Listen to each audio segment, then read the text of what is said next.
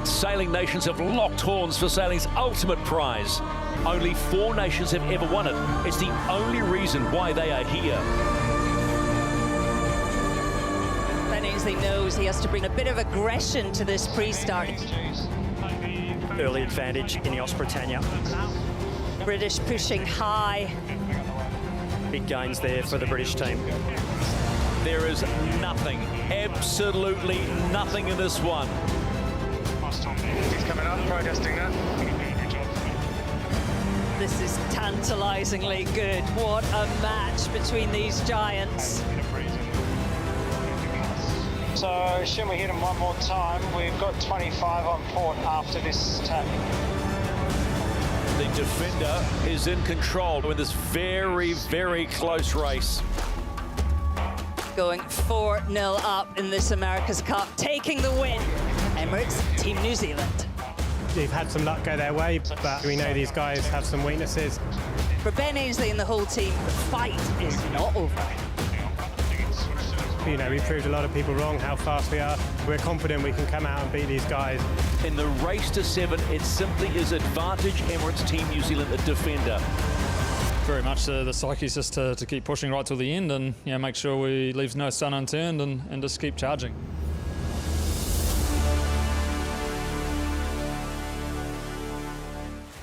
Buenas tardes, this is Barcelona.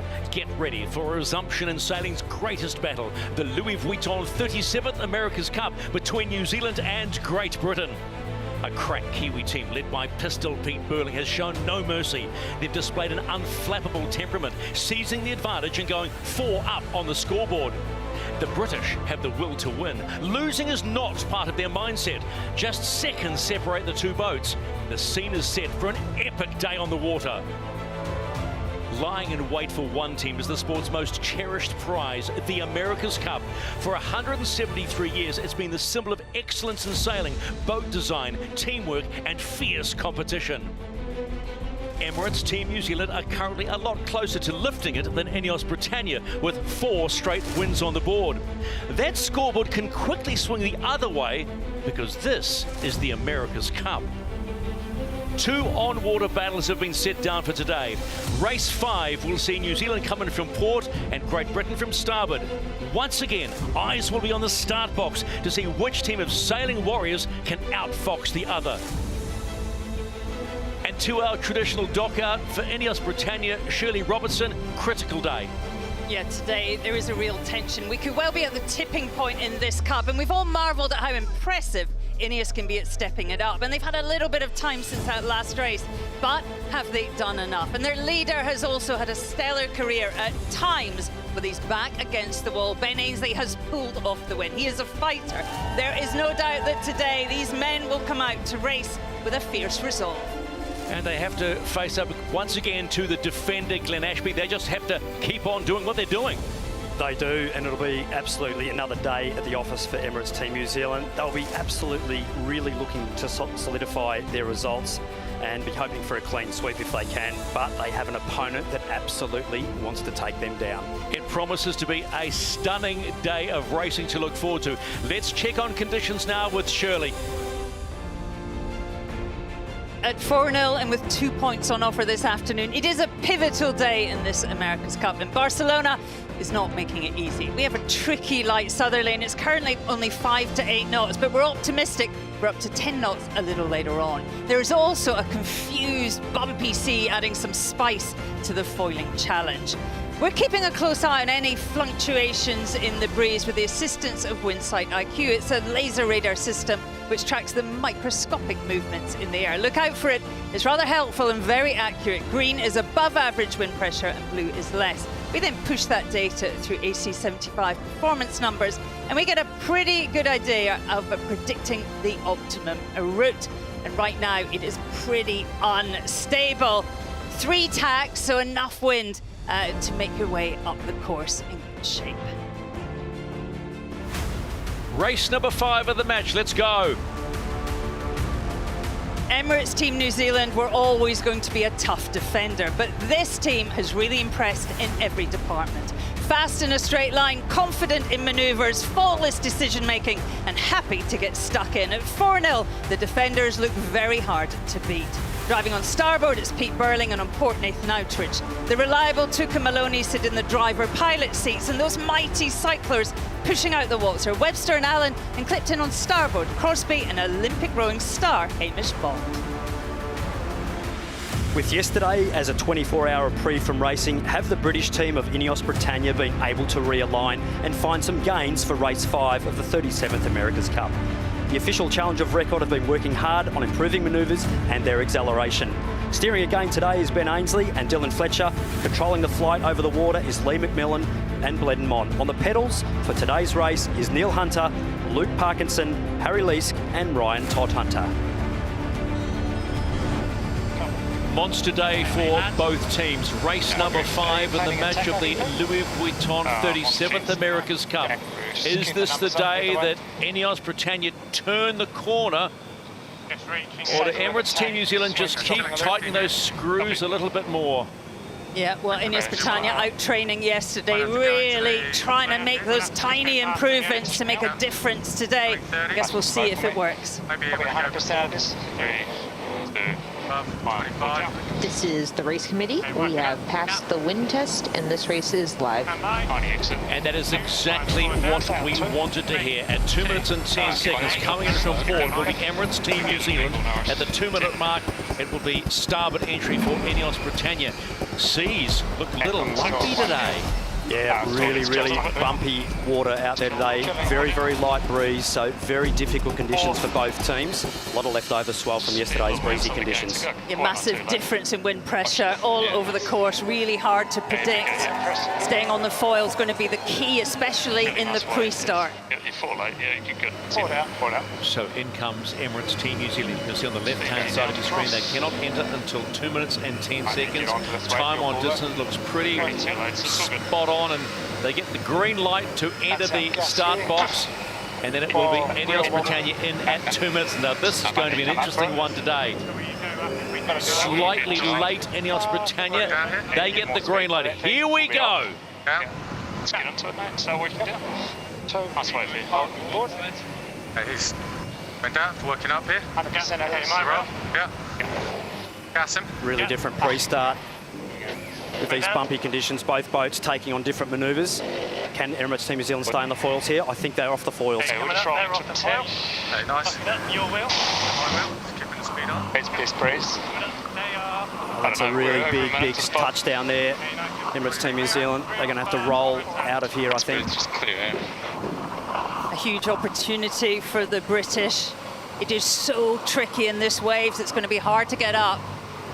Really difficult to spin these boats down speed, so Emirates Team New Zealand will be very much stuck in irons there, doing everything they can to get the bow down. This could just be the weakness, the chink in the armour that the British have been waiting for.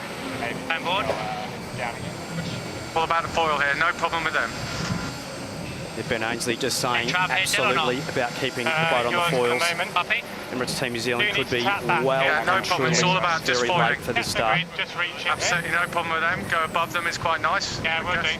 The wind is so soft, we're seeing just over 6 knots.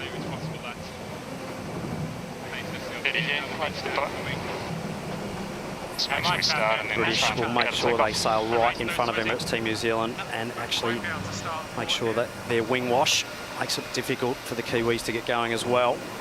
They look early for the boats, I'm not sure. Not the view that Nathan Outridge would have been hoping They might for. line us up on starboard here, so just trying to get up one.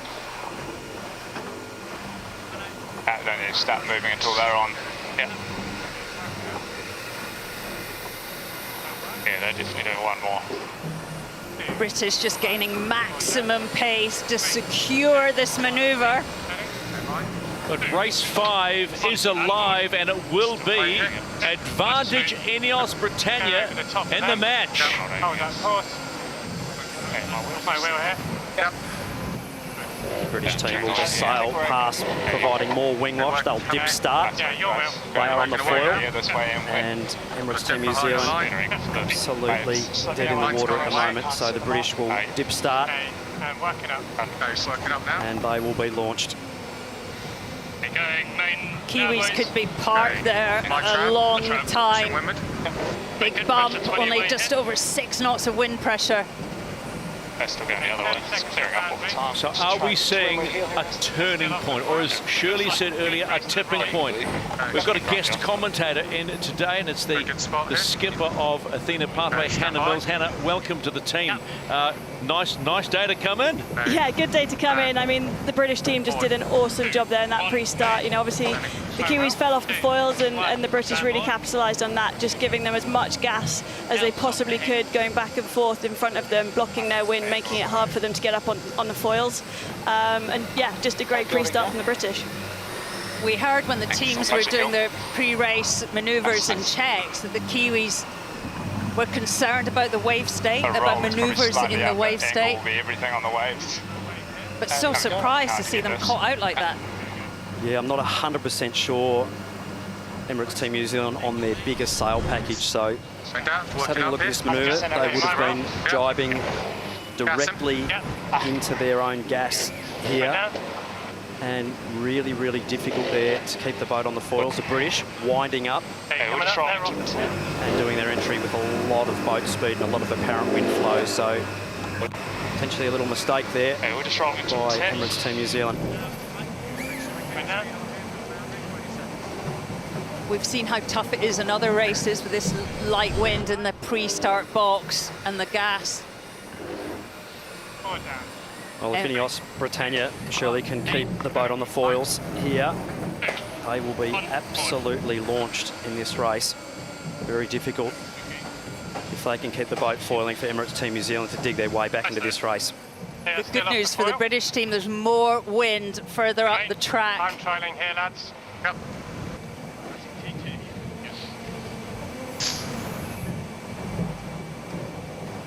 And Hannah, you've sailed in these bumpy conditions on the AC40. How tough is it to drive the boat in this amount of seaway? Oh, it's so tough. It is so tough, and you know, the Kiwi team there couldn't quite get on the foils before the boundary. They've had to do a really slow tack right at that boundary, and it's all about building from here for them. The New Zealanders are yet to cross the start line. Yeah, no, I think it does. And there's actually a nice breeze just inside. We might just look into that. Yeah, good, nice, lads. Still locking into the windward heel. Copy. My correction, that was a mistake. The Kiwis have started just sailing above this committee boat end. INEOS Britannia fans, something to cheer about now. Is this the day it turns? Is this the day where the fight back begins? Turn at the moment at the top for shift.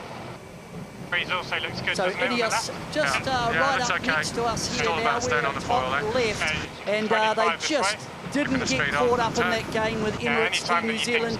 They're going to be at least a leg ahead because of that touchdown. The challenge for INEOS is to just make sure they keep foiling all the way around the track and not worry about the New Zealanders so much because they're a long way behind. So it's all, the destiny of this one is in the hands of INEOS with such a massive lead.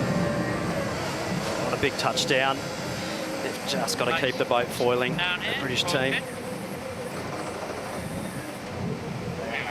Emirates Team New Zealand is really trying to build, just getting their boat to take off. If the British do come off their foils at some point in this race, as we've seen, those massive gaps can close up in the blink of an eye. So this race is not going to be over until it's over. Should be able to take that up a bit. Nice. This is the race committee. We are moving the leeward gate, shortening to 1.35 nautical miles and shifting the axis to 195.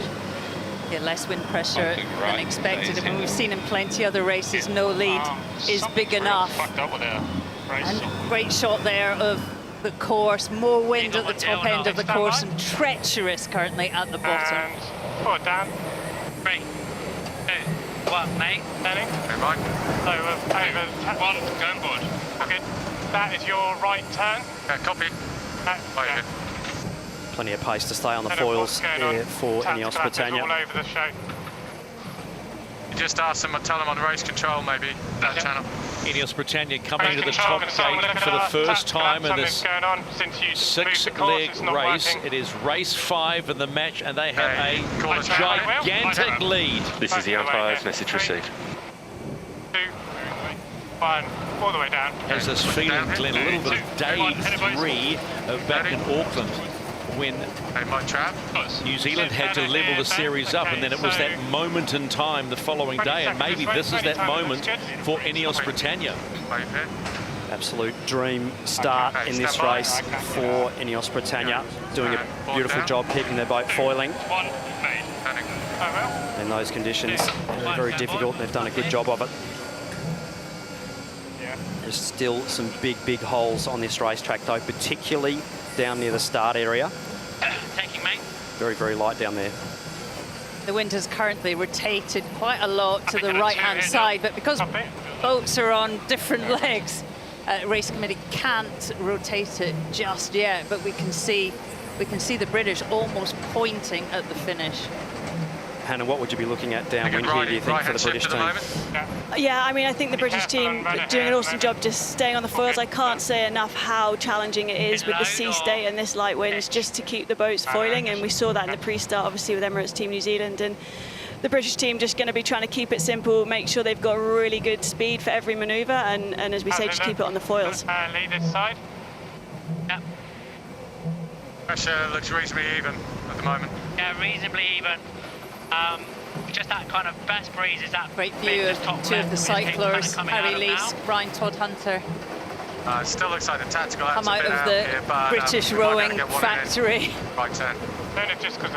Massive day for the cyclists today, having to adjust huge camber in the sails throughout, so they will be pushing hard, particularly in the manoeuvres. A straight line is a bit of a cruise, but in the manoeuvres, going from max power to then back to depowered, absolute mega push.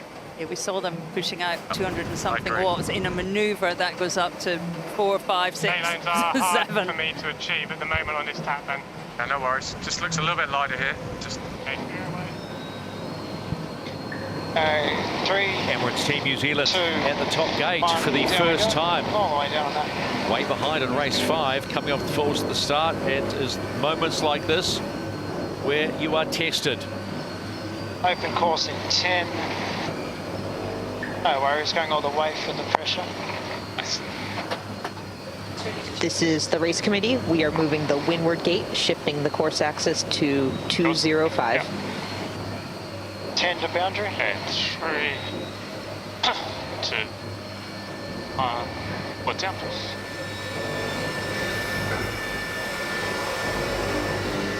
Almost 3/4 of a leg difference there. The British team executing their job beautifully at the bottom. They'll be lining themselves up for potentially a right turn at the bottom, keeping things simple, as Hannah mentioned. We have said on so many occasions there's not too much difference in these sailing teams, and it just will take a little bit of a moment to put the pressure back on the other team, as INEOS Britannia now completes leg number 2 of 6. And we'll head back upwind. Yeah, that's course for now. My track. Back for windward. Yeah, nice. 90. 35 this way. It means good. Just keep it feet on all the way. They're coming down in a big righty, I think. Okay. They'll be happy to back when you can. Okay, stand by here. Yep. And board. 2, 1, made. It's very light in that corner where INEOS Britannia are, but they seem very comfortable at this low wind speed manoeuvring. How impressed have you been, Glenn? Look, they did a great job of accelerating the boat there, just getting up to full speed and making sure they got through that manoeuvre with plenty of rudder immersion and grip. So sailing the boat beautifully, the British on big sails. You just need to keep the boat airborne. They'll be in good shape.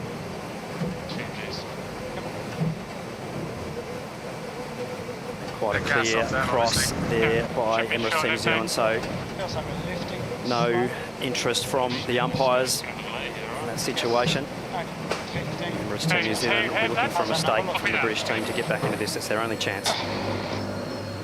Okay, working it down. 2. 1. And port. So New Zealand heading down to that bottom marked gate, and it is quieter at the bottom. What I've noticed is that INEOS are actually on a bigger jib, and just a little bit more horsepower probably helped them in that pre-start, as well as very good positioning. For Emirates Team New Zealand now, their best hope in this one really is if INEOS happen to fall off the foils, but INEOS look fully powered up, coming up this second windward beat. And it just looks like downward legs are the harder ones in terms of picking your moment to jibe. Upwind is just a little bit easier. 209. Numbers going. So Emirates Team New Zealand, complete leg number 2. It's been a good downward leg. They've picked up some, well, let's say they've closed the gap somewhat. But you heard Ben Azy, even in the start block, he just said it's all about staying on the foils. So they will be worrying about themselves. It's like that. We're not going to get past them on this side. I reckon we get all the way so we can get past them at least. Hannah, if you were sitting on the shore crew of Emirates Team New Zealand and it stays like this, I mean, 15. how big a deal is it pegging one back today? It's a huge deal. Yeah, it's a huge deal. I think, you know, momentum is everything in sport, and you know, INEOS just need to get on the scoreboard. So this is a really exciting race for them. But in these conditions, when it's this wavy, this light, like, you cannot relax. It is so tense on board those boats just to make sure you stay in the air. The error count in the last few days watching Emirates Team New Zealand has been so minuscule, and to see them make such a big mistake in this light wind start box, can't quite believe that happened. 20 seconds on the box. The British beautifully locked in these bumpy conditions. Big day for the flight controllers, Bled and Mon. Good wave here. Lee McMillan. 5. Ben and Dylan both steering the boat, calling the waves for the flight controllers as well. So big team effort to get the boat around the track nice and smoothly. Picking your moment for your manoeuvre, so crucial. Lining up the waves. Nice wave here. It's like about 3 or 4 different wave angles today. Big swell coming in and then actually bouncing off that rock wall. A lot of reverberation coming back, so very, very difficult getting double up and triple up waves to deal with as well. Maybe not. INEOS Britannia at the top gate, and that will be halfway distance in race 5 of the match. Halfway to potentially their first win. It's only down 2, 1 down. Okay, yours. 2, 1. Get it, lads. Okay. Push up. Bang, main. Okay. I'll be flat up here, Dill. Yeah, copy. Let's go on board the INEOS chase boat with coach Rob Wilson. Well, Rob, they say anything can change on the back of one simple mistake. It's happened today. Mood lifting somewhat, I would suspect, in the coach boat and on the shore. Yeah, no, it's good to get the get that dial down and get them off the foil. I think the other encouraging thing is you know, the performance, sort of straight line and tacks and jibes. I think we've made a little step here. It's hard to tell with the distance between the boats, but I think that's quite encouraging. You know, the performance team and all the guys on the shore have worked bloody hard to make those improvements. So let's hope we can see them in the next race. Rob, just quickly, INEOS Britannia looks very comfortable in these conditions and in this tricky manoeuvring sea state. You know, how pleased are you? How much of a gain has that been? Yeah, it's a nice step up. You know, it's really tricky because obviously it's light and super sloppy with the sea state, and you know, maybe it's leveled the playing field a little bit. But I think we've made gains anyway, but it's hard to tell right now. Thanks, Rob. Appreciate the time, as always, as Emirates Team New Zealand complete the halfway mark. 3 legs of 6 done. Have you? Sorry. Nice. Fairway set for New Zealand, heading down the left-hand side. They went all the way, would you go? Certainly INEOS are well down the second time downwind. For New Zealand, pretty well, unless something happens ahead of them, very difficult for them to make any inroads. A bit more pressure on that left-hand side, looking down the course. And think go a little past it, but not that long to a boundary here. 15. This is the race committee. We are moving the windward gate, lengthening to 1.55 nautical miles and shifting the axis to 210. That'll be welcome news to INEOS Britannia. Lengthening the course means more wind, and we're seeing between 9 and 11 knots at the top and between 7 and 9 at the bottom. So there's still plenty holes in this, but INEOS Britannia doing a great job of putting them together. Not much in at the bottom here, I think. There's good pressure out there. Left turn. Left turn's good. Just be about minimising manoeuvres now for the British team and just sailing the boat well from here. Okay, yours, Susie. They will not get mown down through performance. It'll only be through a mistake. We'll see INEOS Britannia concede to the Kiwi team. INEOS Britannia, that's 4 legs done. Final upwind leg facing them. Jib's good. Fine. Yep. Be staying flat still. Yep. Taking main here, lads. Main's good. I think you might have been a bit of a lucky charm coming in, Hannah. Boys will be happy with you. 25 this way. My pleasure. Yeah, no, it's good to be here. Good to see the team sailing well. You know, we all knew that they had the performance, so it's just great to see. So far, this race is going to plan. Put down. 3, 2, 1, mate. Standing. Okay, Mike. 2, 1, board. Pushing a couple, women. Yeah, a bit of softer than pressure in 10. Definitely feel like a bit of a thorn between two roses here, Shirley. Sitting next to you two pro athletes. The sound of the gold medal wind chimes pretty loud in my ears. Wouldn't be the first time I've made a prick of myself either, to be honest, Stephen. But nice little step up there. Getting top. British team going beautifully. Emirates Team New Zealand, nothing they can do from here unless the British make a mistake. Just shutting us down. Yeah. Probably should have pushed the lay on their last one. Emirates Team New Zealand approaching the bottom gate for the 4th time, and they will just continue to chase. But there's 2 long legs left for them as they look ahead at the official Challenger of Record upwind. As we come over nice wind all the way.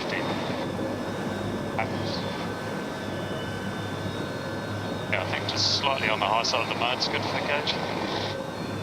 This is the race committee. We are moving the finish line, lengthening the final leg to 1.7 nautical miles.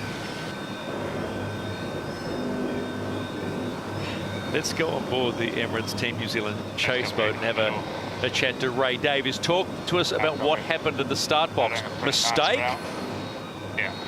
Well, from what we saw, we were just pretty much watching the TV and out the window by eye, and they obviously thought they were not going to cross in that first exchange, and then went into a jibe in front.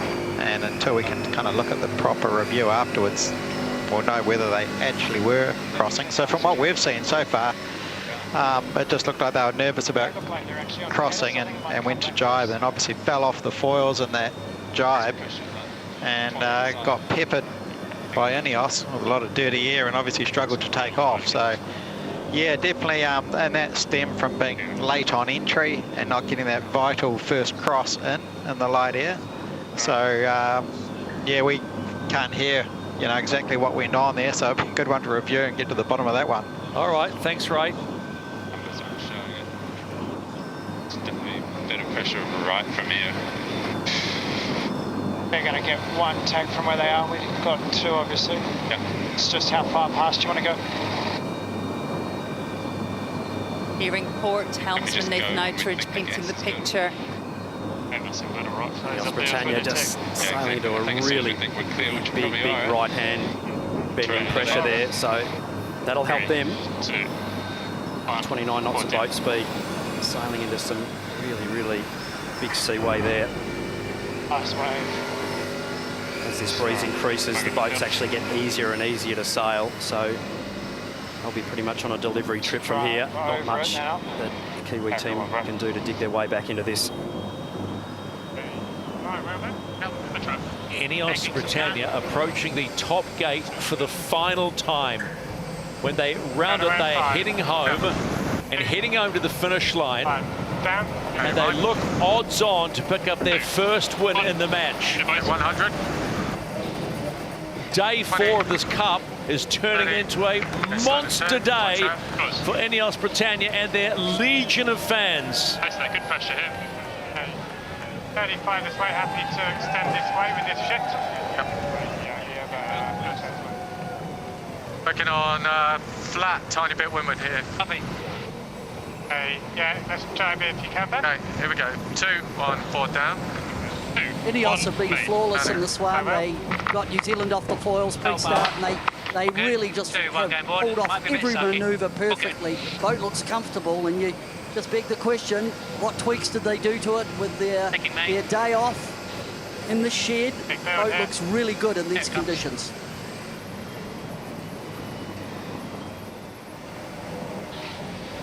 Lots of tip piercing, downwind. Really trying to just minimise that foil upstand, piercing the wave top. So trying to keep the boat nice and high at high boat speeds. Very low risk of ventilating the foil. Cyclers working hard. We're seeing there Ryan Todd Hunter and Luke Parkinson. Okay, last leg here. Yeah. Probably not going to get one in it. Fun. Yeah, okay. 3, 2, 1. Emirates Team New Zealand, that's 5 legs done. As you heard Ray Davies saying when they finished this one, there'd be quite a discussion about what went on. Go all the way into it. Kiwi corner still packed to the rafters. Still one race to come after this.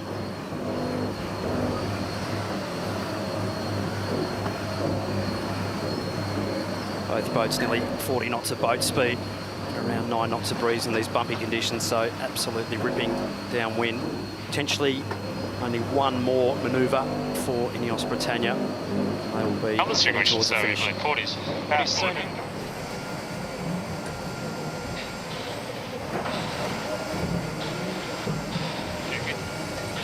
Keeping it high in those manoeuvres. Safer in the waves.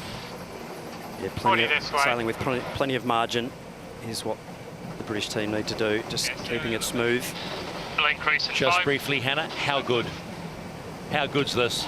Yeah, it's amazing to see. You know, as a British fan, there's tons of British fans here, and everyone's been waiting for this first win. So, you know, just really with the team now that they can get it across the line.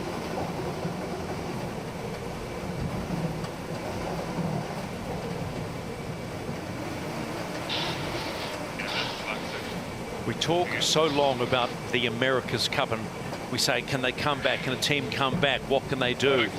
You just never know. It can happen on any random day. But the phrase, this is the America's Cup, has never been truer today in race number 5 as INEOS Britannia have sailed flawlessly in this. And that will be one ecstatic crew. You can imagine what it feels like coming close to the line to get their first win in the match. But INEOS Britannia have changed the dial. They have just jump-started the comeback, and they're on the board. INEOS Britannia get win number 1 in the match. Keep this roll going. Hey, reach in here. Copy. Oh, you know what that means. You know what that means. The fight back is on.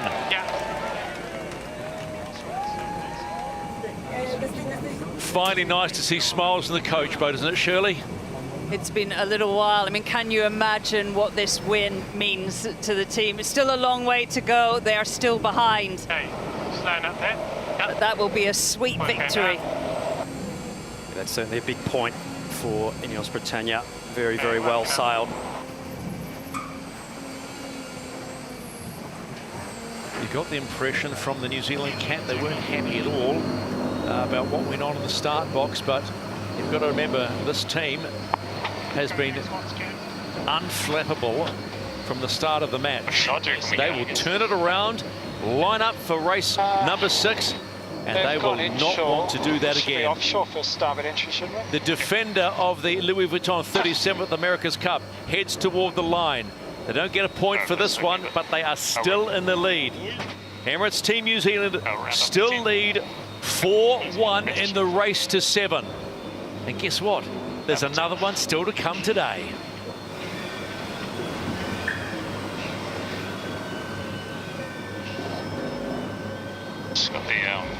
Confirmation, race 5 in the match of the Louis Vuitton 37th America's Cup, and a 1 minute and 18-second win to INEOS Britannia, the biggest winning margin of the match so far.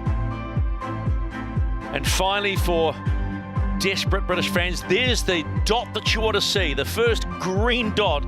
You're on the board, and it's on. Let's go on board INEOS Britannia, have a chat to Ben Ainsley. Ben, congratulations. How satisfying?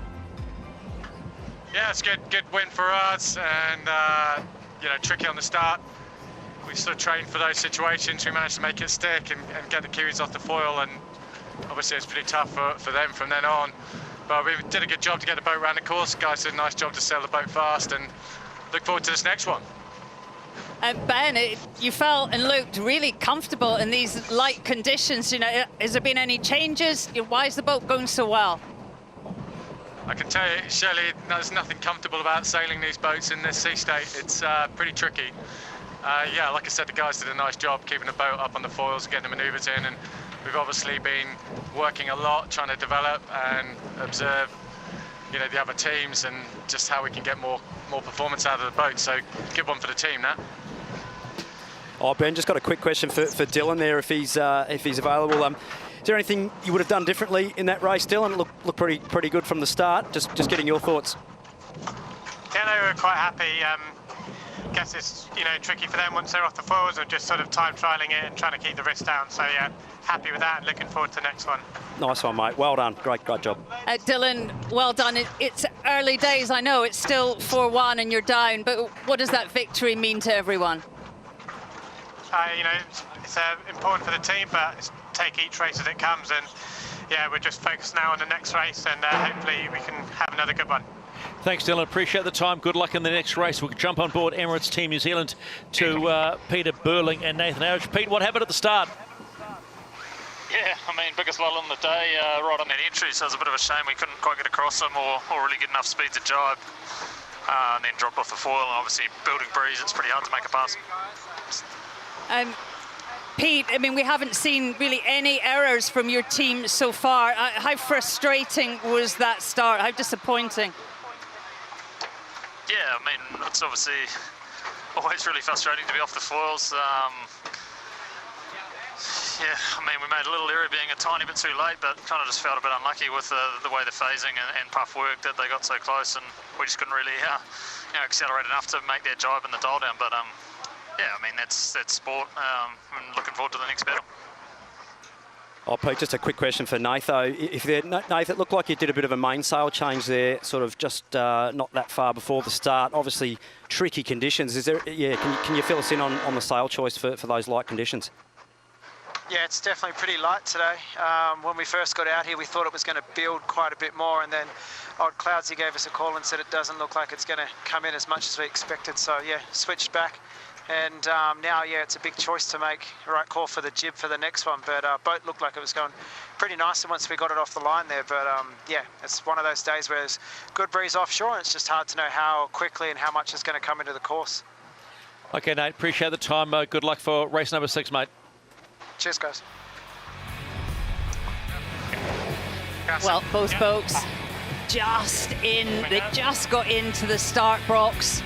Emirates Team New Zealand off the foils. So light, wasn't it, on that left-hand side? And in the bump, really struggled to get going.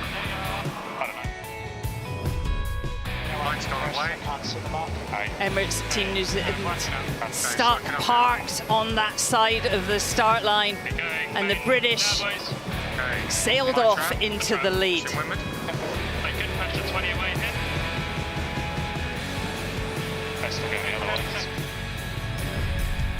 That is your right turn. Well, by leg one, it was a considerable gain, and the wind had got up a bit, making it slightly easier for the teams. Emirates Team New Zealand were flying, were on the foils and hoping for a mistake from the British boat. By leg 5, INEOS Britannia, huge lead, over a kilometre in front, sailing in more pressure.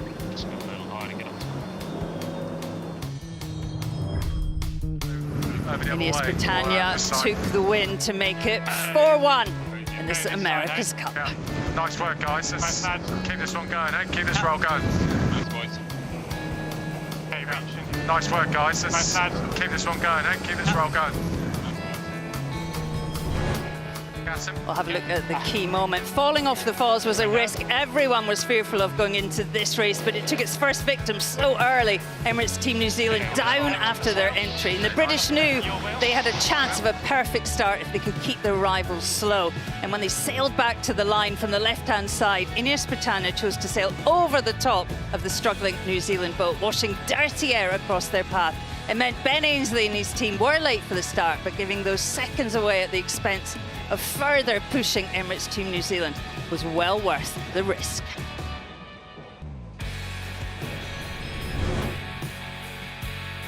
So having a bit of a look at some of the data here. Obviously a big win for GBR, and it's more than just a point, it's proof in their speed and their sailing ability as well. Top speed by just over a knot, best average speed, faster upwind and downwind too. Absolutely all confidence boosters for the team. Better VMG by 1.9 knots as well. It's probably the biggest difference we've seen in this event so far.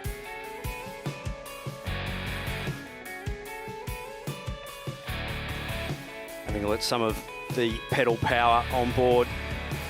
Over 1,000 watts of power getting put in by Ryan Todd Hunter and Cam Webster, topping the tables at 1,451 watts. So massive push by all the Cyclor team on both boats. So going to be another big push coming up shortly.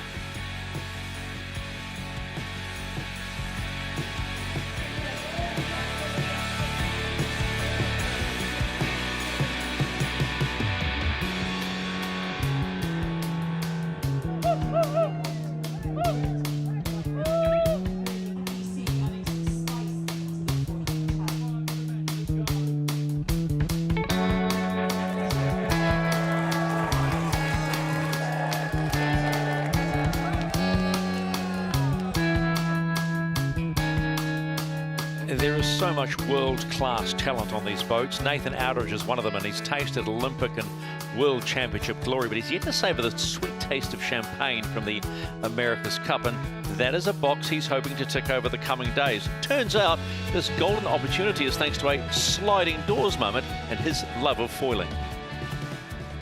Foiling is nothing like sailing. Foiling is the opposite. What you feel the first time you go foiling, it just blew me away. So my name's Nathan Outridge, and I'm one of the helmsmen on the America's Cup 75. I grew up sailing dinghies, and I liked going fast. I got my hands on a Moth, and I did the national titles in Australia, and ended up winning the nationals in that class. And it was at that time where the America's Cup was making a monumental shift from the traditional to these high-performance foiling boats, but on a huge scale. Both boats up on the foils, what an amazing start. You could see where the technology of the sport was heading, and I just thought, this thing's for me. I had all the skills for foiling, having done the Moth class. I was the current world champion in the class, and teams were starting to look for young talent who knew how to sail foiling boats. I get an offer to be involved in the America's Cup, but the problem was Ian Jensen and we are a strong favourite to win a gold medal. I had this dilemma. Do I risk compromising Olympic success for America's Cup, or do I say no, talk to me after the Olympics is over? We all agreed that it was an opportunity that I just couldn't turn down. And in the end, it worked out really well, and we went to those Olympics and we won a gold medal, and it was an amazing feeling. This is my first campaign with Emirates Team New Zealand. I got to sail the AC75 that Team New Zealand won the previous America's Cup in mid last year. And because I've done so much foiling in smaller boats, I kind of knew the physics of what was going to happen. But when you get on the boat, it was just this powerful beast that just wanted to go super fast, and I just remember just going like, I really hope I'm up to this challenge. It's a huge honour to be a part of the America's Cup, to be driving a boat. It's something that I've been wanting to do for the past decade, and probably something that means more to me is the team that I'm with and the people that I'm racing with on the boat. The duel between Outridge and Burling, it's been a fascinating one already here in Bermuda. They know each other so well. Pete and I grew up sailing fast boats where we are used to going fast, used to making all the decisions and have the skills to make the boat go quick. We've developed this relationship now where we have incredible trust for each other. I think we have a lot of respect for each other, and we've worked very hard over the last few years to develop a sailing style that is very complementary towards each other. Race day one, there won't be much that needs to be said between Pete and myself. Well, that's the goal, is to be as intuitive with each other by the time we start the America's Cup. And the one thing I know right now within this organisation is that we will be prepared come the America's Cup. Further right, unfortunately. What do you think of the Layla choice?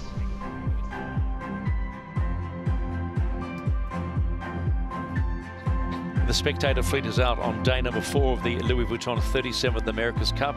We've got a guest commentator in the house. It's Hannah Mills, the skipper of Athena Pathway. Great Britain just got their first win. It's 4-1. Moments like this can shift the dial on a lot of ways. But what impressed you most about INEOS's performance in that race? Oh, I think it was just, such tricky conditions, light winds, big sea states, the boats are super on edge in that stuff and just staying on the foils, and just the calmness on board, the really clear communication about what they were trying to do, and, just very, very few, if any, mistakes. It was pretty impressive, wasn't it, Shirley? I mean, they did not put a foot wrong. Yeah, I mean, they raced well. Obviously, they also came back to give the Kiwis some bad air just to compound the error. But this is a big moment for Great Britain. I mean, they last won a point, Stephen, in the America's Cup match in 1934. That was 90 years ago with Sir Thomas Sopworth Endeavour. And they took 2 races off Rainbow back then. British sailing's had to wait a long time for that win that we have just seen. It is a historical moment here in Barcelona. And Pete, I know you love history, and moments like that can really push a team forward to go, well, okay, we've got one on the board, let's make it 2. And sometimes things just unroll like that, don't they? If a team gets on a bit of a roll, absolutely. And the conditions, I think, have absolutely suited INEOS. And it's going to be very similar for this next one. Looking up the course right now, there's quite a lot of cloud around. There's an occluded front just south of here, and that's sucking up moist, warm air from North Africa. And so we're not going to get a breeze build through a thermal wind. It is just this frontal wind, and it's light and it's fluky, and with a big seaway running. All right, well, Glenn, you can see potentially another jib change coming for Emirates Team New Zealand. What do you think they got right? What did they get wrong? Yeah, look, I think just the manoeuvre at the start was obviously just the one and only factor that really cost the team for the race. So they'll be just looking at regrouping, sticking to the process. Nothing will change. They'll be working out what the breeze is going to be coming up, and they'll be putting the right sail on for the conditions. Right, so you think they were underpowered in that first race, sail-wise? Look, they were certainly on the smaller side in those light conditions, and I think that was possibly a factor, with their entry. Very, very bumpy seaway. Sometimes in this bumpy seaway, you need to hedge a little bigger rather than a little smaller, just because you're picking up so much drag as you're sailing through the water. Suddenly there's a bit of tension in the air. Isn't that good? Suddenly there's like, okay, here we go, game on, gotta love this. But this is the America's Cup. You can say it as much as you want, but it actually means a whole heap to people following the America's Cup and those sailors on their AC-75s.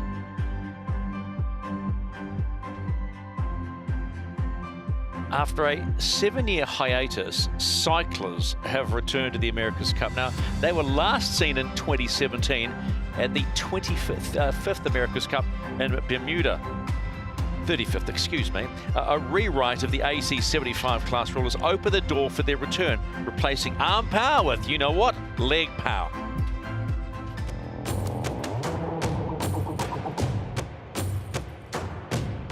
When you look at how to power this version of the America's Cup boat, Everything below the boat in the water is powered by batteries.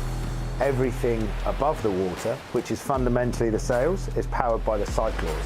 Now what the cyclors will do is they're going to cycle on the boat, and we're going to move a hydraulic pump with our cranks. Now the better we move that pump, the more oil goes around the boat, the more dynamic we can be with our sail trim, the faster the boat's going to be.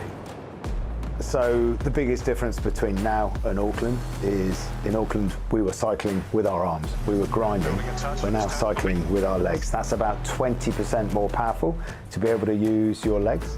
The other big difference in Auckland is we still had traditional sailing winches on the boat with ropes to control the jib. So you had to clutch and choose in between the hydraulic system and the winch system to trim the sails. We're now completely all hydraulic. We're very lucky that we've got 4 non-traditional sailors in our cyclor squad, and we saw that as a necessity because they're, quite frankly, the 4 guys we've hired are probably some of the fittest guys in the country. British rowing have sat at the pinnacle of world rowing for the last 30 years, and that system keeps producing gold medals Olympiad after Olympiad. British rowing has given all of us here that aerobic base, which they're amazing at producing because they have the fittest athletes in the world. The scores the men put out and the women there put out are a notch above the rest of the world. The aerobic side's been pretty bread and butter, but there has been some differences. The length of the race is a lot longer here. We used to do a 2K race, which would take quite often under 6 minutes, but now we're looking at a 20 to half an hour race. In all honesty, it's been pretty straightforward for us, and the numbers we're pushing on the walk bike, yeah, they're pretty next level.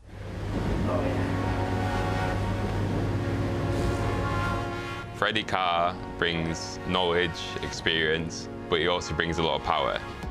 And the knowledge and experience he's got of the Cup has been priceless to us coming into the team. He's made sure we're a part of everything, he has brought us all together. I don't think the team, especially the cycle unit, would be as drilled and as together as it is without Freddie Carr.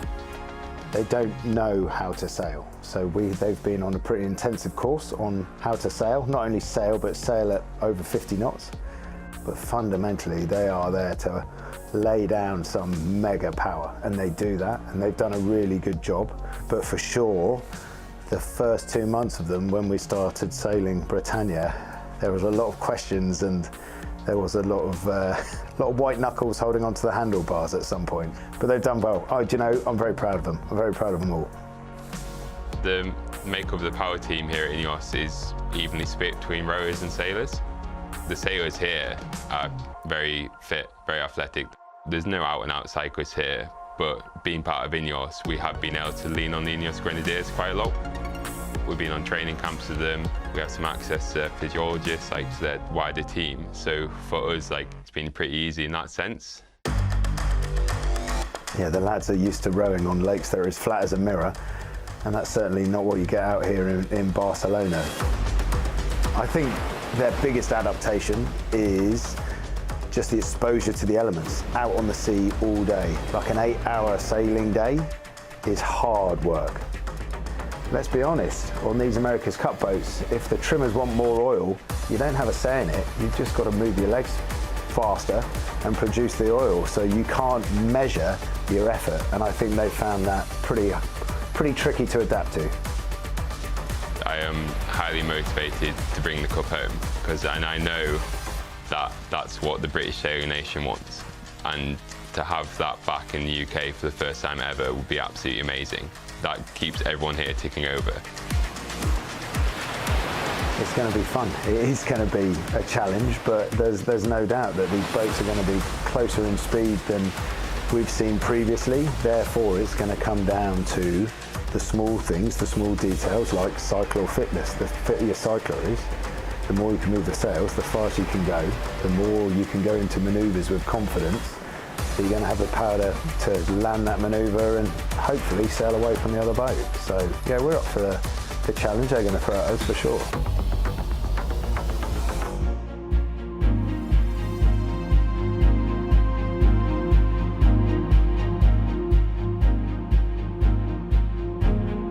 We are live 5 between races 5 and 6 on day 4 of the Louis Vuitton 37th America's Cup match, where that boat there, Britannia, they have got their first win in the match. And now they will be brewing with confidence, but there's a lot going on, Hannah. The big question is what jib and what the weather is doing, because it looks like it's picked up slightly.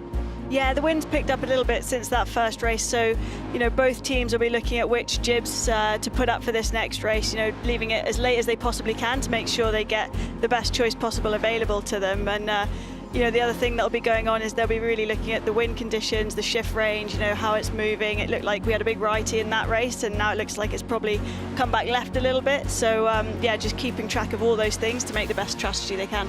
Let's just confirm that it has picked up a little bit. Peter, what does the weather look like for you?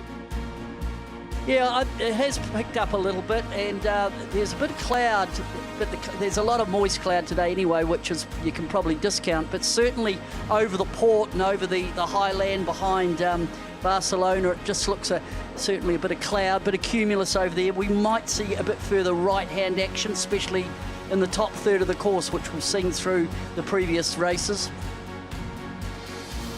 Yeah, we'll just have a little bit look at the track here, and hopefully the ghost boat.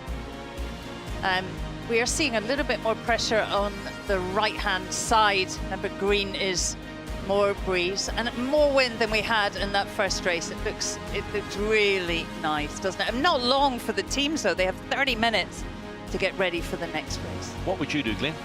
Yeah, look, I think at the moment, you know, both teams have enough time in between these two races to actually do a mainsail change as well. So both teams potentially picking mainsails and jibs for these conditions. So it's on a knife edge. What sails do they use for race 6? Do not go anywhere.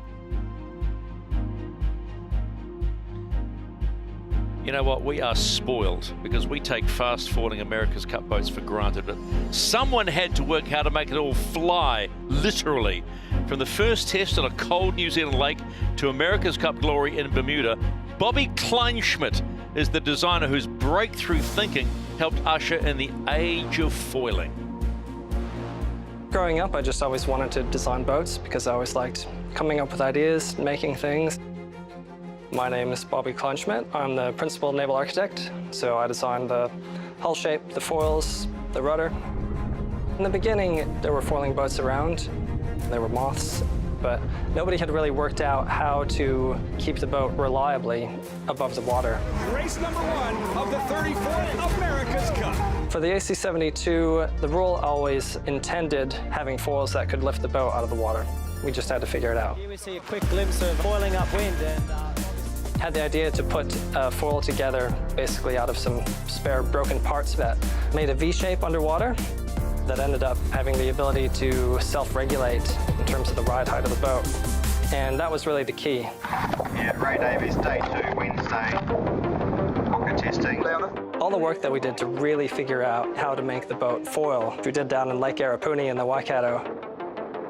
We chose Lake Arapuni because it's a long, thin lake that's got the wind direction in the right way. It's dead flat water. It was away from prying eyes. No one knew we were there, basically. The foil shape's not sort of 100% for getting the attached flow again. We built a test platform, and that was really the first boat where we were able to explore getting lift from the foils and lifting the boat out of the water. You know, it lifted off and then it came back down, it lifted off, but it showed glimpses of what it could do. Yeah. Well, we went out on a windy spring day, boat sort of lifted up and stayed there, just kept accelerating. That was the breakthrough moment. 40k here looks very stable. Not a lot of spray on the hull. It was just a really exciting time. It was exciting for all those that were involved in those little missions down to the lake. We weren't the only ones trying to foil the boat, but that was the first time that anything like that had ever been seen before. Whole thing's out of the water, we've done a rudder. Nice fly here, this is a really good one. We knew we were onto something, but there was still a lot to work out. When we launched the first AC-72 with this design that we had developed, we went out sailing the first few days and the boat came basically foiling up the harbor. And somebody up on North Head took a photo and put it on the internet. This big 72-foot catamaran with a wing sail flying a meter above the water. Everybody thought it was photoshopped. Yeah, most people just didn't believe it was real. Once we got it foiling, we knew straight away, basically, that if we could nurture this and take this further, we've got an absolute golden chance to win the America's Cup. The AC75s are extremely fast, extremely stable, refined. But looking back at the AC72, that was really agricultural. Like, we thought those boats were fast at the time. That was like the Wright brothers compared to where we are now. Correction behind on 90.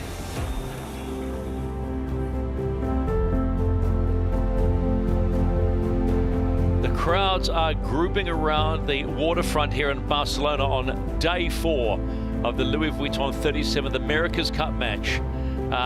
You'd almost say even numbers of New Zealand supporters and British supporters. It's 4-1 after INEOS picked up their first win in race number 5, but we've just been looking at an amazing story about the genesis of falling, which involved our good mate Glenn Ashby. Bring back some great memories, Glenn? Oh, look, it certainly does. And, you know, back then you really felt like you were, you know, absolutely pioneering. You know, it's one of those memories that for all of us that were there and involved, you know, with that program, some of the most special days and nights of your whole life. And to be part of that and to look out now and see, you know, what that's all turned into is a pretty special feeling. Is there a source of pride to see where it's gone? Absolutely, without a doubt there is. And there was a huge amount of blood, sweat and tears that went into those early days of, you know, crashing and burning and learning and sitting around and working out how you could do it better. But, you know, when the boat sort of first popped out of the water on this AC72 down the harbour, it was pretty surreal.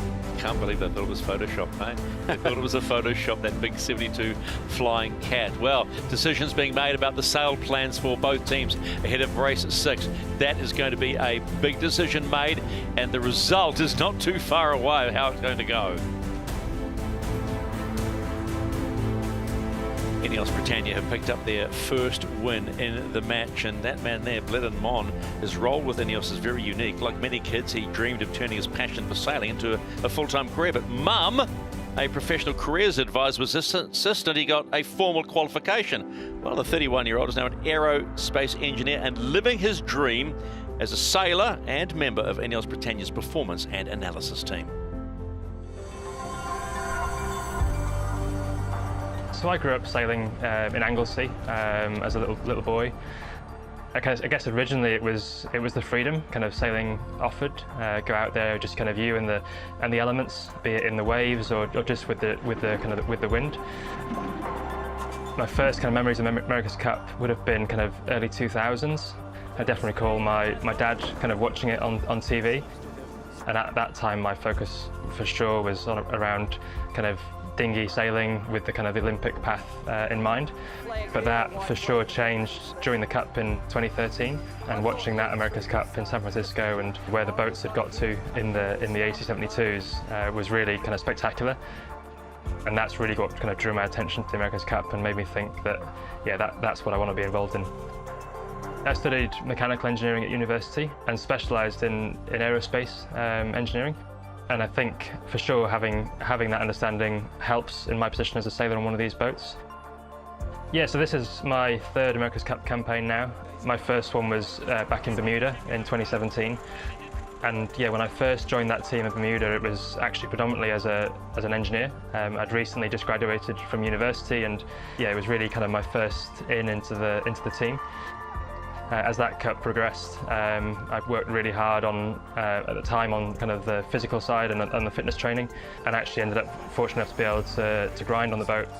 Hard to believe now, maybe, but then since that campaign, yeah, was fortunate enough to get involved again for the America's Cup in Auckland last time round, and kind of a sequence of events unfolded kind of towards the latter stage of that campaign, and ended up being the mainsail trimmer on board in Auckland. So that's really what led to this time round being involved for the third time, and again being part of the kind of the trimmer pilot group here at INEOS Britannia. Go on then. Hands on the move. The America's Cup is clearly a technical challenge. We have these massive design teams behind every competitor in the America's Cup who are working hard to design the fastest boat. But as sailors as well, we have a responsibility to assist in that area and give feedback and work closely with them. And for sure, my background with an engineering degree has helped in that area, allowing me to help kind of communicate from the sailing side back to the design team, but also helping to explain some concepts from the design side to the sailing team. And I think it's a vital part for developing a fast boat. You can't just rely on the design team to come up with a design. Like, there's definitely a two-way interaction there. To win the America's Cup for me would be absolutely incredible. Having been involved in this team for 3 campaigns, yeah, it would be absolutely unbelievable to be part of a winning America's Cup team, and yeah, to finally bring the cup back to the UK.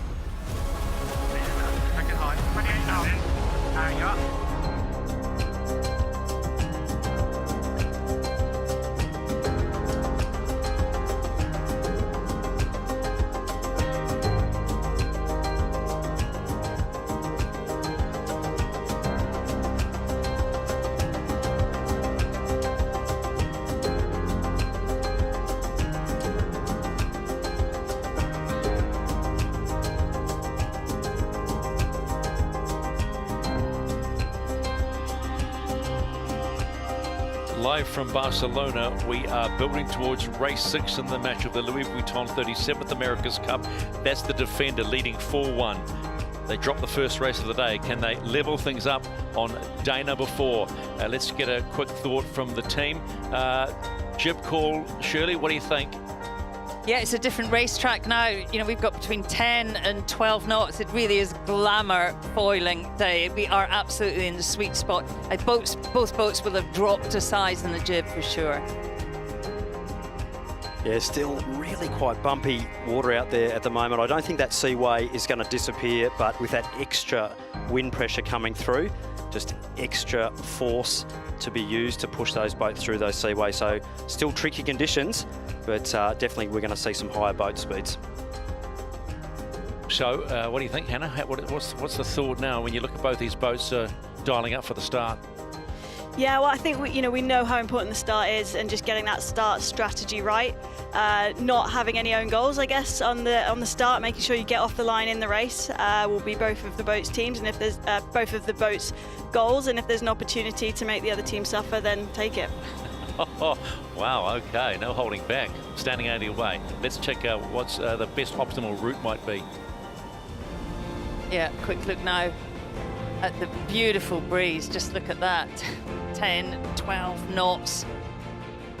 You can see the wind pressure actually on the left-hand side where it's green on the wind sight IQ. So it's a lot more stable than it was earlier on. Less holes, less differences in wind speed. And a little look at the Ghost boat here. I mean, the Ghost boat has just bouncing off the boundaries. It looks a little odd there because the marks are actually moving.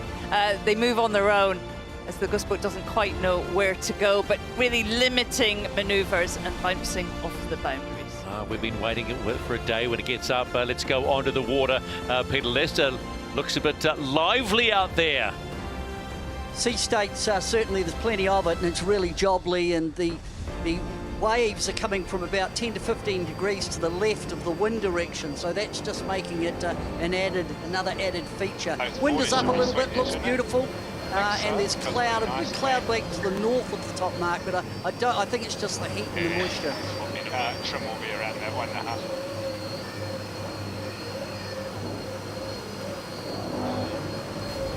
Looking forward to this one, race number 6 of the match. A win on the board for the British team may not make this scoreline come alive, but historically it's huge. The first British Cup match win for 90 years. A remarkable start. The momentum. Opposite Ainsley on port, his offside partner is Dylan Fletcher. The rock-solid performance team of Lee McMillan and Bledemon will keep the boat quick and pushing the oil, giving it everything for this race. It is Carr, Rossiter, Cornish, and back for another race, Neil Hunter. The defenders are eyeballing their opponents hard and will be looking to inflict a return blow in this afternoon's race in the battle to retain the America's Cup. The team goes into race 6 with a 4-1 scorecard here off the waters of Barcelona. Helming the AC-75 again is Peter Burling and Nathan Outridge, and keeping the Kiwi flying machine clearing the waves is Blair Tuke and Andy Maloney. On the cranks, powering the sail trim, Dougal Allen, Simon van Veldhoven, Hamish Bond and Marius van der Poel. Yes, you got to love it, the amount of human power and the big units they have in there on the Cyclone teams. We count down to a start here, 4 minutes and 46 seconds and counting. I suppose if you were just quickly, Hannah, if you were Benazzi, would you, after that win, would you feel more in an attacking mood now in the start box? Yeah, I think so. You know, INEOS Britannia need to be on the attack. You know, they're 4-1 down still. That race win will be huge momentum for the team, but, you know, they really need to put it all into this next race. It is different conditions, Stephen. It is full on and fast. There's not that risk of falling off the foils. I'm sure we're going to see some interaction, some engagement in this pre-start. Yeah, that extra couple of knots of true wind speed, just really supercharging the aero package on board the AC-75. So a lot more airflow around the sails with extra speed, building speed. We're going to see some great battle coming up. The quickest look at a ghost boat before we get going. There's lots of options on both sides of this track. A really even race course for this next race. Got a funny feeling about this one. Just got a funny feeling we might see quite a bit of a different approach by both teams coming into the start box, and the crowd, I'm sure, are just waiting for race 6 to get underway. Emirates Team New Zealand, the defender, lead 4-1, but there is a light now shining for INEOS Britannia after picking up their first win in such a long time. And I know we're excited about this one too, because when the wind gets up, you know we'll see really what these AC-75s can do, because we love seeing them ripping up and down the course. So one would suspect race management will give us a green light. Let's get that confirmation now. What's that, mate? It's going to be about 8. Yep. This is the race committee. Wind sampling is complete. The race is live. So let the duel on the waters of Barcelona begin again. Race 6 in the match. Scoreboard says New Zealand 4, Great Britain 1. What will it be after this match? You can only watch and wonder. Both teams like they're relatively on time for their entries. Super important to make sure you have an on-time entry. Try and put your opponent on the back foot in the pre-start. Killing your half late now, you get it. INEOS Britannia coming in at 2 minutes 10. They'll put the brakes on just a little bit to make sure they get in on time at 2 minutes and 10. Wow, that's bang on. Green light for INEOS Britannia from port. And coming in from starboard, it will be Emirates Team New Zealand at the 2-minute mark. Straight like this. Both of them pretty strong. Tiny bit late, but now we watch and wait. Is there engagement? Wheel. Button. Straight in the sweet spot. Going upwind, there's upwind there. Get up to it. 2, 1, and wood. You don't mind peeling? British team rolling straight into attack. On the It's whether they actually roll into a jibe from there. Emirates Team New Zealand immediately going to a defensive position. Next move, if they tackle me, to go with. In no space for the British to bear away and jibe on the option to attack. He's gone. Emirates Team New Zealand here will match and try and actually get into leeward of the British team here. Actually stop them rolling over the top. Can't. Fast. Can't get your transom. Having to push down. British on the back foot here, Shirley. Yeah, tricky position for the British. If you can hold them out here. Trying to roll past the Kiwis, get in front of them. Watch the diamonds. Okay, just watch the zone here and see. They're going to use the boundary to escape here. In the boundary. Just coasting down one for them. Moving. Just make sure we don't get any roll. He's jibing. Here. Looking to roll. Flip. And peel. Facing. Yep, peeling. Press hard for this. British will try and actually re-roll over the top of the Kiwi team here. 100% speed. We're looking for a roll. Emirates Team New Zealand trying to get underneath the British and hold them out from starting. He's going to be early on the pin of this. Yep, just keep pushing. Working down. Get over if we can. Working down. We want to be read here. Just filling a couple there. Here we go, boys. Here we go, boys. Your wheel. Working out them now. Killing one for the pin. Go. We're working up now. Pretty good for a ready. Still killing one. All the way. About 10, I reckon. Okay, just getting safe on the pin. 3, 2. Be surprised if we see Emirates Team New Zealand roll out early here. Go now, go up. Fast, it's slightly complex. build. Race 6 is a go in the match for the Louis Vuitton 37th America's Cup. It's going to be advantage then, but all good. Zero heel. Well, they were even off the line in terms of distance, but INEOS Britannia were 10 knots quicker than the Kiwis.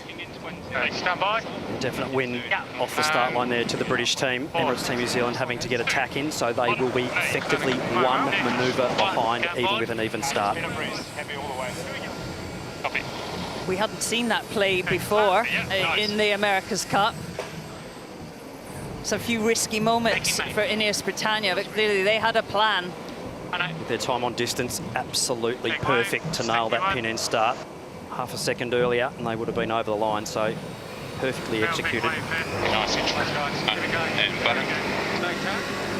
They're a marginal cross at best. Across. This cross is tight. We heard Nathan Outridge. 200 is slightly left. It's marginal. Yeah. Pretty average though. All the rights with the Kiwis. Happy to keep going. Don't be surprised if we see the British attack back here. They're very, very close, so they may decide not to, but they'd love to if they could. This is good for us to get the top right, boys. We're one less attack to the top at the moment. If we went all the way. I think they would hit us though on the next one. Probably want to go just over this ladder rung then, right? I think we choose our best line over this ladder rung. We could get there one easier. Okay, stand by. Yep. They'll hit us then, won't they? Yeah. Forward down. INEOS, beautiful start. This reminds me of the Louis Vuitton races against Luna Rossa, Prada, Pirelli. I think they like these conditions. The New Zealanders are behind. They'll need to just try and reduce the gauge between the boats. But they don't have... Okay, boys. They are marginal, but unlikely to get one and in. Pretty good time. 2, 1, forward down. Oh, sorry. More speed. That's why here, brother. I don't. This battle is so tight. Nothing in it. Lining up for another cross. Just trying to place up all the time. Okay, I'll call it. Okay, up on the breeze now. Very even on the last one. Or we just go to ley line, I think. Maybe ley line here, Ben. Okay. Voice of Dylan Fletcher. I mean, not really enough room to tack and defend. So I think we're just now. Close there. Yep. Okay. 15 to ley line. The British team will just be minimising manoeuvres to try and save the 2 boat lengths. Good wind at top left mark, and we're just getting into a little more gain. now. Stand by. Slightly left phase might be the only thing for us. A big wave to get over here. 1 feet. Turning. Very well. We've also seen how strong the Kiwis are at manoeuvres, particularly tacks. INEOS Britannia just limiting the number. Yeah, okay, just getting over this one. I don't think there'll be an opportunity to hit Emirates Team New Zealand here either. We'll just have to wait to see a close cross coming up. INEOS to give way boat. Yep, they're continuing at the moment. Top gate for the first time in race 6, and it really is what we've been expecting, another great match. But it's INEOS Britannia who've picked up the opening race of the day, who will lead the defender around, but there's not too much in it. And Hannah, you've got to love this style of racing, don't you? Yeah, this is what we all hope for, you know, a real good battle on the water. Fantastic start by INEOS Britannia, and, you know, Emirates Team New Zealand done a great job up that beat just to keep it close, keep it tight. Course just before a quick look at the ghost boat. Oh, has it tight in the cross. With the Kiwis slightly ahead. Obviously more pressure that right-hand side of the screen. Just open course as well. This is the race committee. We are moving the windward gate, lengthening to 1.65 nautical miles. Emirates Team New Zealand just rolling into a jibe out on the right, looking down the course. INEOS certainly look clear ahead. INEOS always look fast downwind. Bottom third of this first downwind will be crucial. How they set out for the bottom mark gate and what option they take for the second upwind. Okay, I think. What's the shift? Shift is left, isn't it? Shift is left, and there is good pressure this side. Let's keep going, shall we? Yeah. That's the good numbers.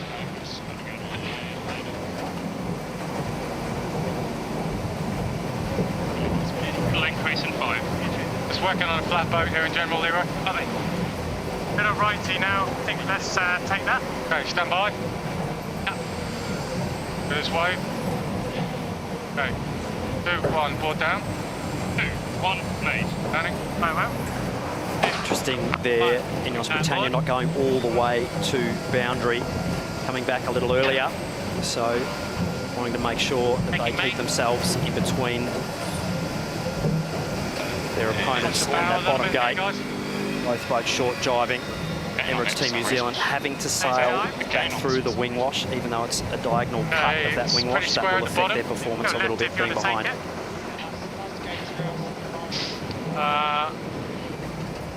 Take it bottom here though. Hit the pace a little. So with the ley lines, we just want to make sure we don't pepper the ley line too much if we have to go right, Mark. Yeah, just hold on to that. I think hard on it's good. Oh, look where he goes. On hard on. Nathan Outridge nice just keeping gone eyes, slightly sitting to past leeward, his one. passing that information back to the rest of the crew on what their opponents are doing. 2, 1.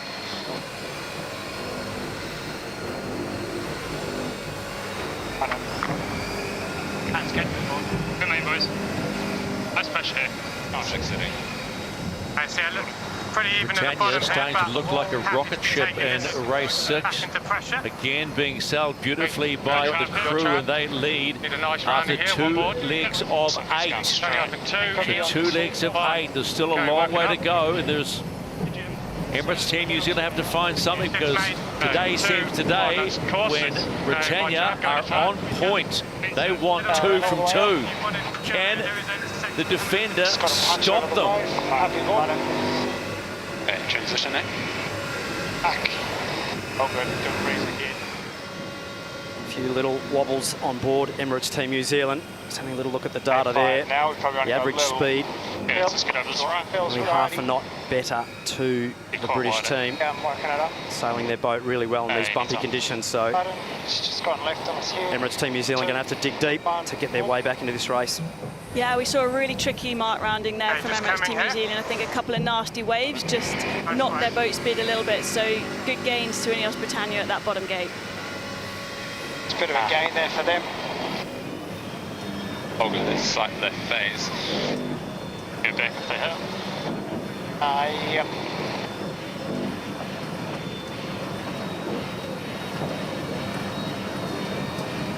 Still riding it. Good modes, eh? That feels good, doesn't it? Still just hanging left phase here.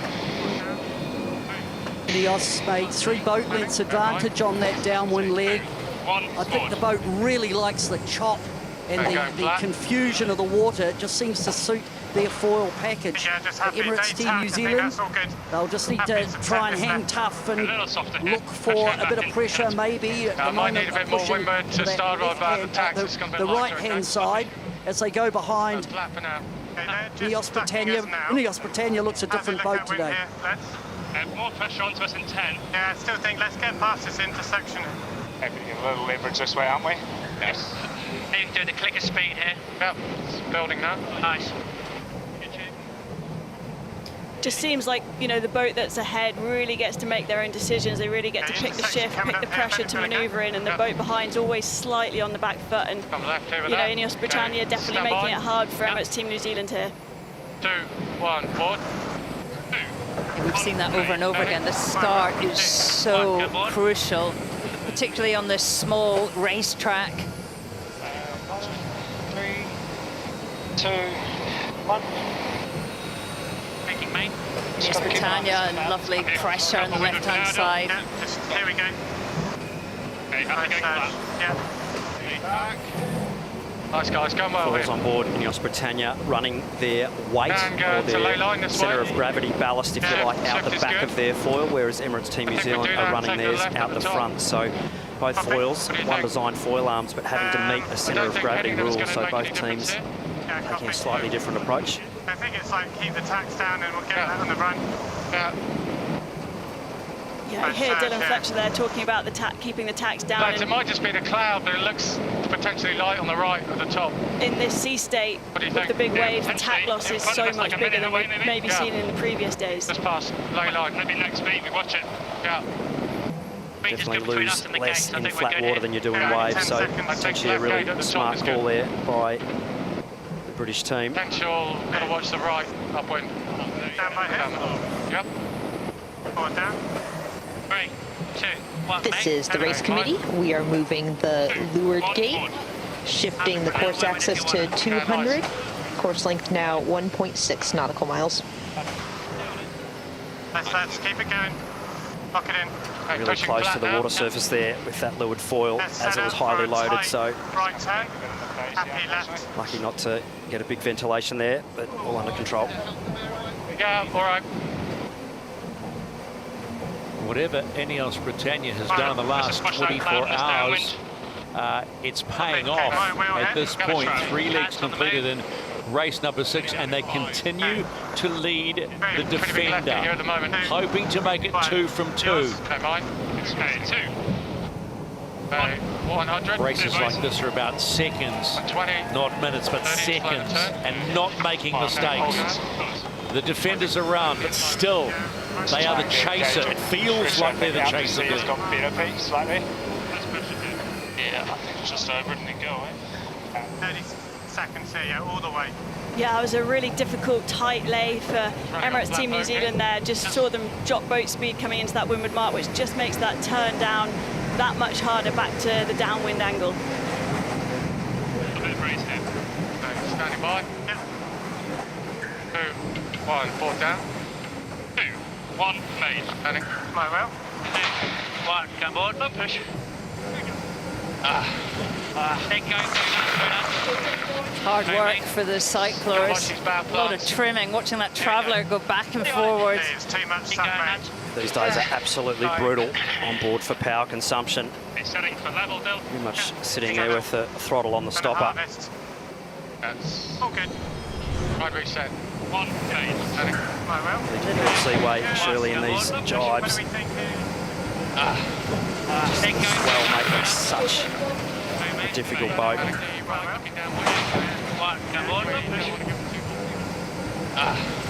It's gone for chasing both with Rob Wilson. Team's in the groove. Yeah, it's you know, the first one was a great race. You know, just having that little head start helped. This one, yeah, just managed to get a bit of control, but it's super tricky still. You know, sea state's really hard and it's quite shifty. But boys sailing well. And Rob, we saw a very different manoeuvre from the playbook in the pre-start. Was that planned? Yeah, they're carrying on. I think we're... Yes, it was. Yeah. Yeah. Yeah, don't want to say much more, but yeah, it was. Oh, Robbie, how much would this mean to the team, mate, to come in after today with 2 race wins? Still looks a bit dodgy. There's a long way to go yet. Definitely not counting any chickens yet. Kiwis are sailing well, so let's see. Thanks, mate. Thanks, sir. Thank you. This is the race committee. We are moving the windward gate, shifting the course axis to 196 and shortening to 1.5 nautical miles.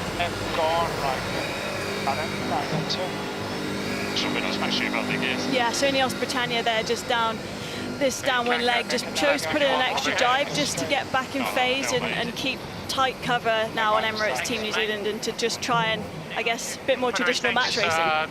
Pretty even, isn't it? Sacrifice a little bit of your lead to keep control. Very smart sailing on board INEOS Britannia. And control is something that they want to do, to come off this racetrack today with a second straight win and get that much closer to the defender, who at this point lead 4-1. And they are really being tested today, but they are being bested at the moment by a team that is sailing beautifully, and that is INEOS Britannia. Split surroundings. Really low in the water there. They haven't got the cant all the way down on board Emirates Team New Zealand. It's another unforced error from the Kiwi team. And a big touchdown, so not only a loss in the manoeuvre of the jibe, but a loss in the manoeuvre of the mark. So it's a big pump of the brakes and a run off onto the grass, so they'll need to dig their way back into this.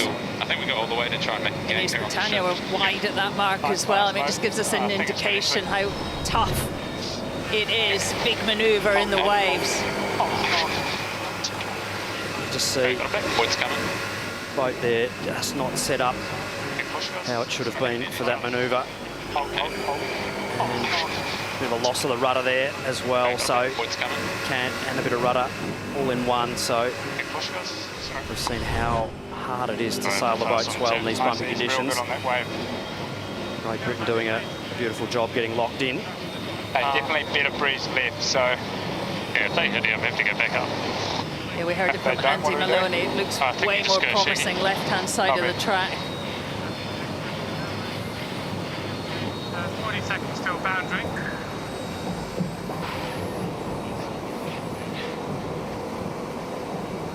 INEOS heading across on starboard. I think probably all the way to They've really boundary, turned this one around today. So far, two beautifully engineered races. And that 24 hours that they had on INEOS to just have a look at the data, recalibrate, they've really put that to their advantage today. They're comfortable out by over 200 metres, and that magical 200 metres is so strong for the leading boat.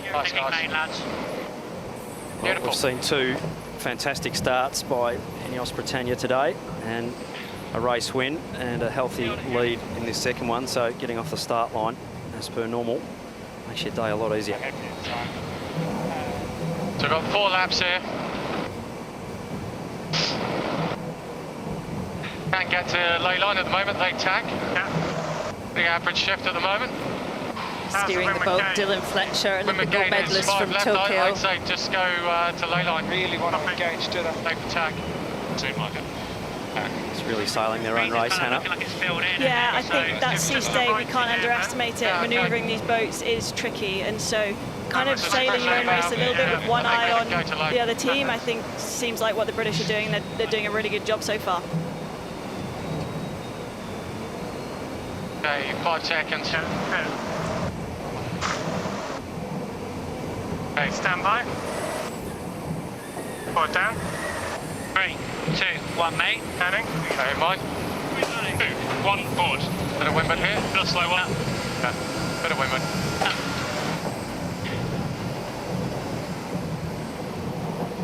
Feels light up here, doesn't it? Yeah. Yeah, on it, boys.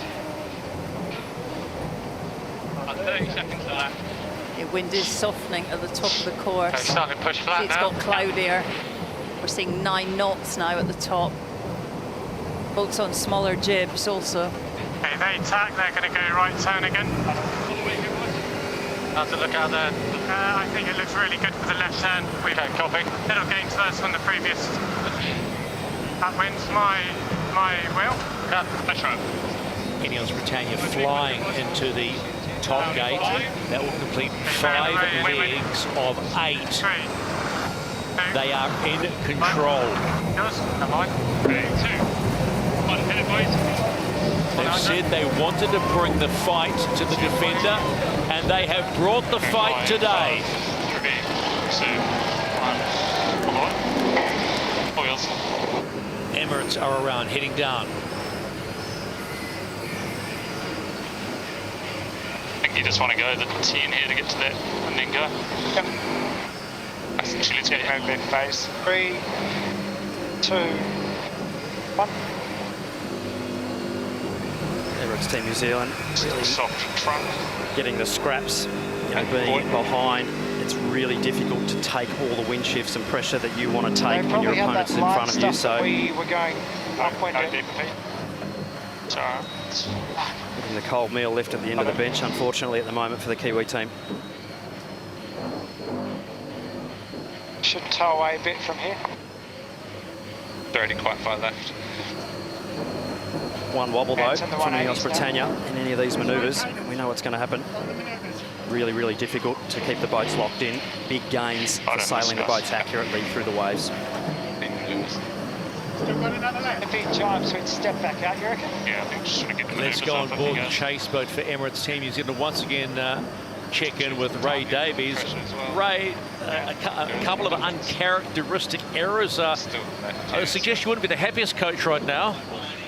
No, that's a bit disappointing. We had them on the ropes here in that pre-start, and No, I just let them roll us on that last drive back to the line, so that was that was a bit of a shame because they'd done such good work of controlling that start. And but look, we're just one manoeuvre away from it, as everyone says, and we're right now we're as close as we've been to them. So yeah, it's all on here, only 100 metres behind. Okay, thanks, mate. I'll leave you to it. Nice game here for us, guys. One more there. Yep. Both teams just having to really sail the boats perfectly in this bumpy sea state, Shirley. That smaller jib also not helping on this downwind leg. Apparently we've only got 9-10 knots. There's not that much to hit us on the A with where they are. I wonder if we just go all the way, but your call, Pistol. Breeze looks a little lighter here than the average. I don't know if that's just globally down. How would you be about following and really tacking out? Yeah, I think just go to ley line here. Looks like it's raining in the cockpit of the British cycling team, but it's not. It's like they are going to potentially split. Absolutely sweating bullets, having to work extremely hard. They are the engine room to adjust these big sails, so if they stop, the boat stops. Here we go. There's not too much in this race number 6 of the match. INEOS Britannia, who won race number 5, have really controlled this race, which is what they would have wanted to do. Capitalise somewhat on a couple of errors by Emirates Team New Zealand, and with 2 legs to go, that second win is getting a little bit closer. The race is getting a little tighter. Any team gets this next wind shift right out of either side of the course, take a gain or a loss, so very dynamic at the moment. You can almost hear a pin drop there, can't you, in the fan zone? INEOS can't know there'll be a pin drop there, they'll just be yelling and yahooing, and why wouldn't you? They still lead in race 6 of the match. I'm a little wide slope. Well, there is more pressure where INEOS Britannia is, but we heard Pete Burling discuss that right-hand shift, and that would put Emirates Team New Zealand in a really favourable spot. Clearance, lads, we're in the water. Just starting to make catalyst boards sometimes. No worries, guys, just keep it going here. Yes, all good. Just a little touchdown there for the British team. It wasn't their fastest tack, exiting out of that one. Still in a comfortable position though, but only just hanging on by their fingernails.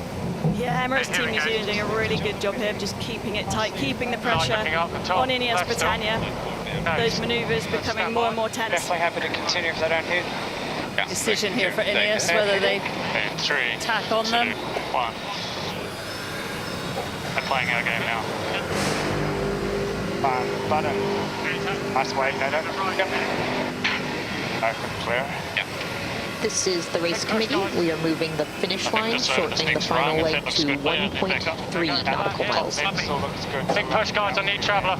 So Emirates Team New Zealand will be wanting INEOS Britannia to engage, start rolling with some tacks, put the pressure on them. The British will be wanting to just sail fast into the breeze and shift that they're wanting. So they come back. Kiwis are confident of their manoeuvres. We've seen in the last few days making gains, losing less speed with every tack. Very well. Going board. Oh, nearly a touchdown there. Guys, try and lock it in here. It's a little too much. All the way if they don't hit, bow down from the rudder trim there. Too far kicked under the boat. They have got into a little shift though. Big push, guys, give it everything. A little bit fast in this intersection, that's good. British team. Continuing here, I think. Are you looking flat, Del? Just in control. Continuing this time? Yeah, happy. It's 25 to lay. Okay, knocking it in, nice. It might come back shaggy on it. Good regard, nice, here we go. Nice, guys. Slight left bias at the top. Moment go one and in. Copy. Let's pressure all the way to lay.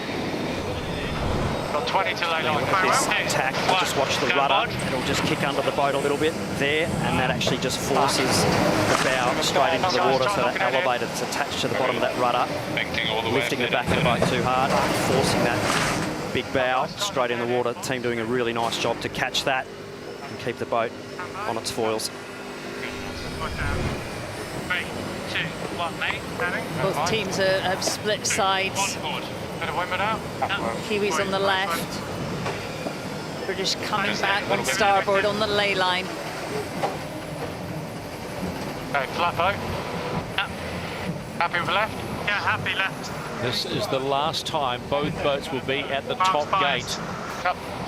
The run to home is next on the 8th and final leg. Downwind and still INEOS Britannia lead from Emirates Team New Zealand. Working down. Is it one wobble away for either boat?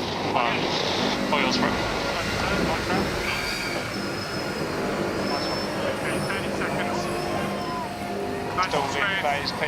Anticipation building in the INEOS base. You can hear in Ben Ainsley's voice as well. He knows they're getting close to having a perfect day out. 3, 2, 1. On board the INEOS chase boat. Let's join Giles Scott. Giles, crazy day. Was the talk of going 2 from 2 top of mind today? It certainly was, yeah. I mean, it's not done yet, but we're doing a good job in this race. Done a good job all day, really. Yeah, I just hope we can finish it off. Bit of a nerve-wracking finish here with the Kiwis on our tail, but yeah, hopefully we hang on. Giles, you're head of sailing. I'm sure it's been a busy couple of days. I mean, where do you think the performance gains have come from? I mean, I won't go into too much detail, but we've certainly been working pretty hard to squeeze everything out of the yacht we can. We took the view to go sailing yesterday. Team New Zealand took a day ashore. I think we got some good learning out of that. Obviously working super hard in the sim as always, and yeah, just the whole team just mucking in to, as I say, just squeeze whatever we can out of this yacht, and the guys are doing a good job today. And as I say, hopefully we can just finish it off. All right, appreciate the time, Giles. It's just looking a little bit tighter. It is indeed, yeah. Have a good one. Boundary jibe.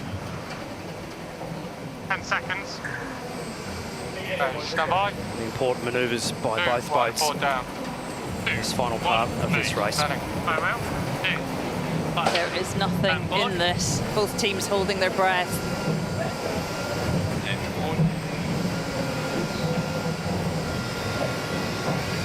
Huge cross coming here with Emirates Team New Zealand just 60 metres behind as they come across on starboard. INEOS look to me as though they are ahead, but what a cracker of a match race. The biggest difference for me, I think, is the condition change that has really helped INEOS. It likes this bumpy water. British team just need to whack this tent peg in with a sledgehammer, and they've got to get across the bow of Emirates Team New Zealand. Quite enough. Okay, I'll rebuild. That's a huge moment. They're not laying. Lovely. And that'll do for INEOS Britannia. On day 4, they are 2 from 2. Yeah, boys. Back in it. And it's 4-2. You heard it. They're back in it. Very, very nice work. Okay, nice work, guys. And across comes the defender. They will have a big review tonight. Oh. They've gone 0-2 today. And quite rightly, INEOS fans in the camp are jubilant about that one. Oh, there'll be lots of chat in the fan zone. Who's got the best boat? Whatever. But welcome back to the America's Cup, because it is game back on.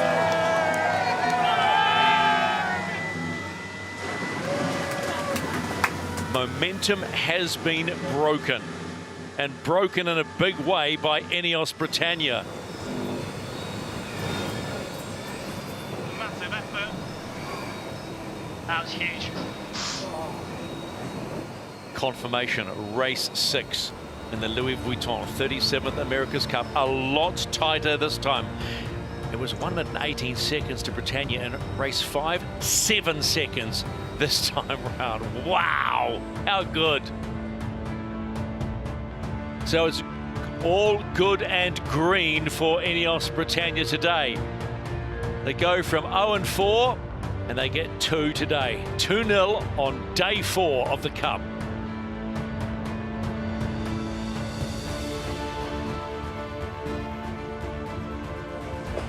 on board INEOS Britannia. Have a chat to Ben. Ben, congratulations, 2 from 2 and beautifully controlled. Yeah, solid effort from the team today, and that was really for everyone, you know, both on here and back on land. Big team effort to try and get some performance back. Still a long way to go, but the comeback's on. A massive improvement from the INEOS Britannia we saw a few days ago. I mean, what would you put that down to? And also, what does this mean to the whole team?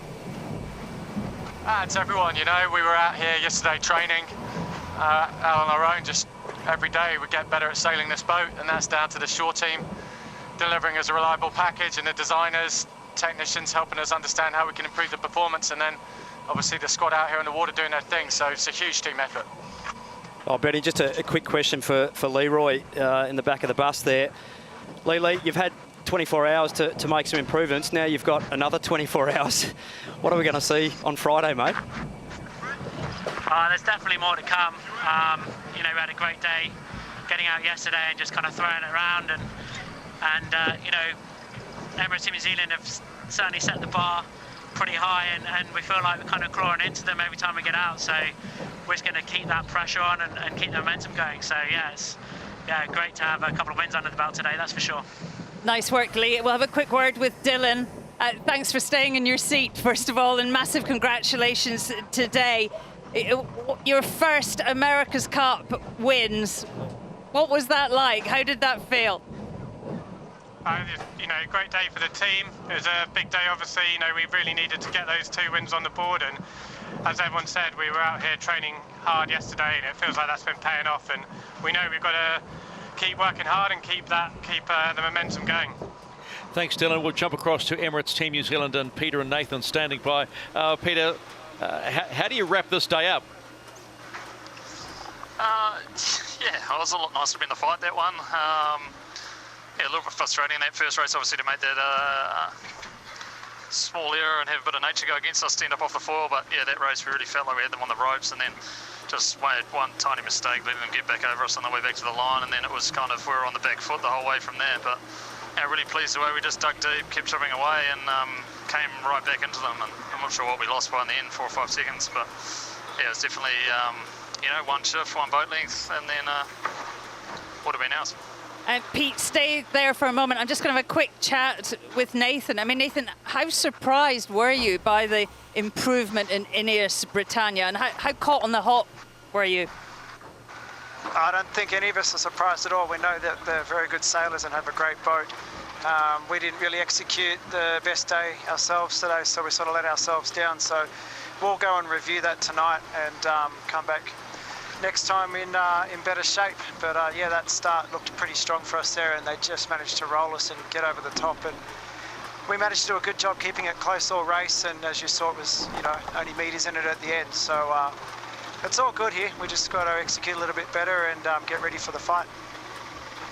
Oh, Pete, well done, Nathan. Pete, just a quick one for you. Obviously, INEOS out in the water yesterday. Any plans for you guys to get out in the water tomorrow before Friday? We'll just see what the forecast's like, to be honest. Seemed pretty irrelevant yesterday for us, just being completely different breeds. Today you would have had a completely different setup up. So, no, we'll just keep going away. I mean, we always knew this was going to be a fight. Yeah, you make a few little mistakes and you're going to lose races. So, you know, that's what we love about sport, and no, it's awesome to have a battle on our hands now, and where would you rather be? Thanks, Pete. We'll see you on the water next time out. Cheers, mate. Once again, plenty of action in the pre-start, and action like we hadn't really seen before.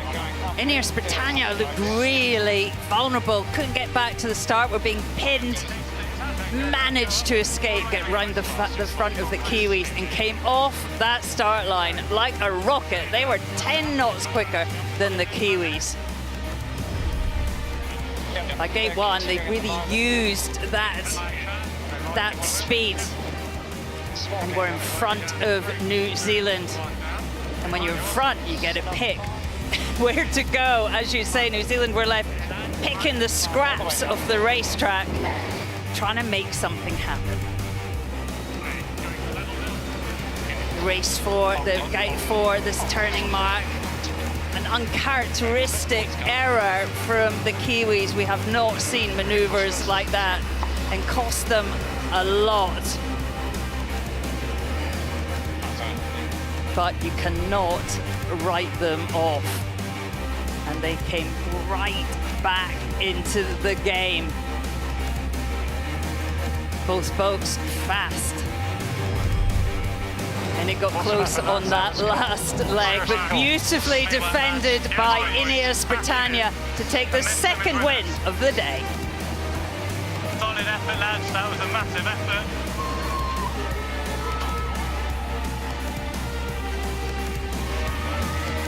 That's what it means, yeah.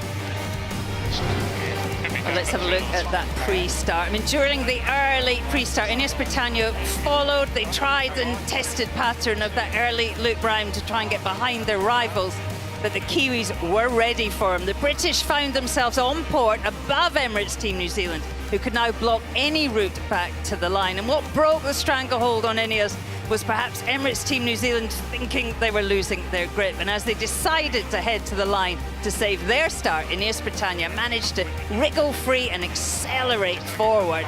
Always nice to win a start, but turning a situation around makes this even more impressive. Ben Ainsley's team started significantly faster, and as we saw, took that early lead.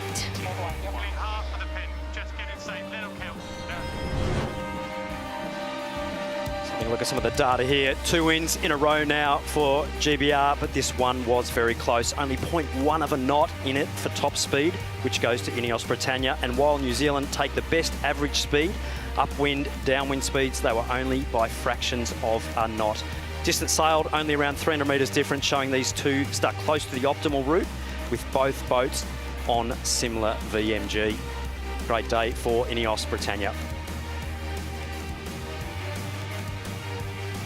Having a look at some of the power put out there, and absolutely on the rev limiter in some of those big manoeuvres with those big sail changes. Ben Cornish gets to take the glory with 1134 watts for peak power, but the average wattage for the race, Neil Hunter, putting in a big effort with Matt Rossiter as well, and all the teams doing a great job today on the pedals. Massive push for the Cyclor teams on both boats.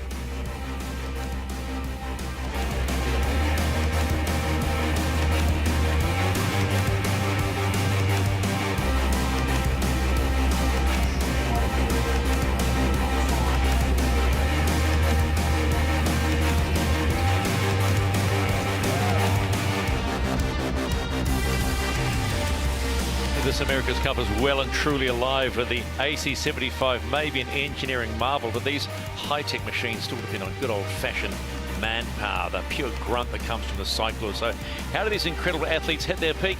We spoke to the man who is the brain behind the brawn for the Defenders. The reality is very few athletes have what it takes to be a great cycler.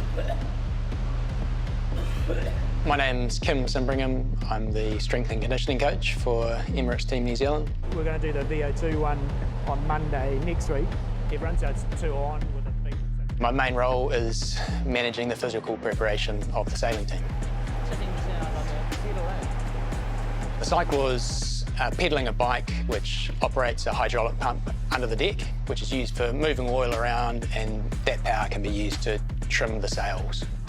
The cyclors are called on to put more effort in at certain times in the race when more trimming of the sails is needed.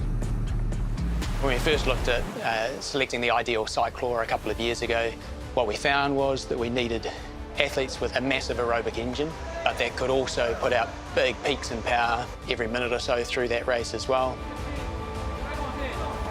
Talking to various experts around the place, one name kept coming up, and that was Hamish Bond. Obviously, a long track record of success in elite sport, multiple Olympic medals. Hamish's first time in the boat, when he came back in, he said, "Now I understand what this is about. It feels a bit like cycling through a skateboard bowl blindfolded." We've ended up with a really diverse group. 3 Olympic medalists, 3 sailors, multi-sport, 2 rowers. After selecting the athletes, the next step was training them to produce power on the boat. You can't wait and just turn up in the last couple of weeks. This is a 2.5-year build where each session is really important.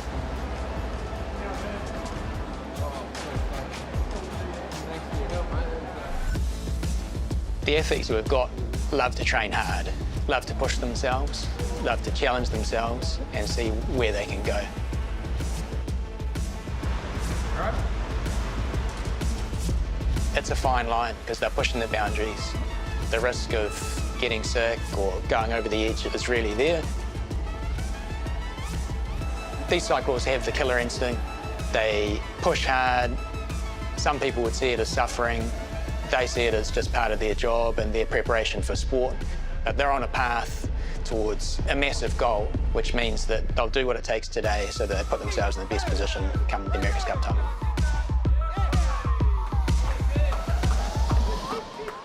And then also the helmsmen and trimmers, it's about having them fit, sharp, healthy to be able to go for long days, for multiple days, and make great decisions throughout those days. In the end, what we're all working towards is having the fastest boat. Once we're out there and we have the fastest boat, then I'll know that my job is done.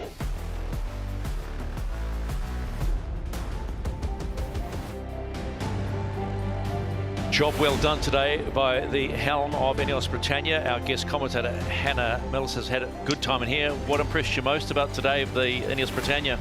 Oh, I think, the start strategy and that second start in particular managed to get back control of the race and back control of the start. And then, the boat speeds were the same, but they just managed to keep their noses clean, stay ahead and didn't buckle under pressure. Thanks for joining us today, Hannah, as we remind you of what a day it was for INEOS Britannia. Let's quickly go into the water first. Peter, what impressed you about INEOS first? Oh, I just think the way they probably debriefed yesterday, made a few tweaks to the boats and they put it out on the water. And I think INEOS really likes these conditions. I reflect back to the Louis Vuitton Cup and they always look strong when it was bumpy out of the south, and they did the same again today. It's all about sailing today, and boy, they sailed well, Shirley. Yeah, didn't they? And it's a reminder to all of us how dangerous a day off can be, and we've seen it time and time again in the America's Cup. If you give the teams time, they will just come back stronger and better, and we saw that today. What a performance from the British team. Sometimes you say, well, there was a lot in the toy shop, but it wasn't about the toy shop today. It was about sailors doing their job. Yeah, look, it was, and we saw a couple of uncharacteristic, errors from Emirates Team New Zealand. That'll all be massively reviewed, but we are absolutely battling away and super looking forward to what we're going to see on Friday. It's going to be epic. I don't think anyone would have picked this except if you were a British supporter or INEOS Britannia, but they did the job and they got what they wanted. As you heard them say, they got 2 from 2. They were targeting 2 from 2, and as Joel Scott said, yeah, we're targeting, and they got 2 from 2, and they got it in style as well. So the America's Cup is well and truly on, and this is going to go all the way after what we saw today. What's it about? Well, it is quite simply about this magnificent trophy. It's only actually valued at around $12,000 US, but quite simply, in any terms of sailing, it is priceless. This is the holy grail, and INEOS Britannia and Great Britain have never won it. Boy, they look like they could win it the way they sailed today. So let's confirm what the scoreboard looks like. Well, the defender still leads by 2. That's right, by 2, not by 4. They started by 4 today. Now it's by 2. The official scoreline, 4-2 Emirates over INEOS Britannia. Day off, and we're back Friday. Race 7. Great Britain will have port entry and New Zealand will have starboard. Then we flip it around for race number 8. And here's hoping we get conditions like we got in race number 6, because they were, well, as Shirley would like to say, and I love this, they were glamour in that race. So Barcelona has been treated once again to some world-class sailing in the Louis Vuitton 37th America's Cup. It began with the dockouts. It always begins with the dockouts. And with thoughts of hope and what might be. Well, what might be today for the INEOS Britannia team was getting 2 wins and putting the steel back in this battle. And it is going to be a battle. One minute mistake could cost you, just like that. But we're back again on Friday. It's 4-2, the defender leads. We shall see you on Friday live from Barcelona.